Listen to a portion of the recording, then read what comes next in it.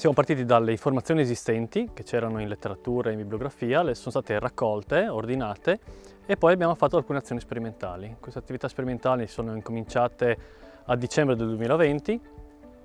con degli interventi che sono basati inizialmente sulla caratterizzazione dei fondali per individuare le zone migliori per queste azioni di ripristino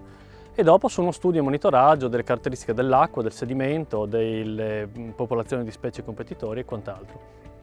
Verso lo scorso inverno sono stati fatti invece gli interventi grossi, che sono state le semine, proprio semine materiali, di vongole che sono state prelevate sui siti donatori del Veneto.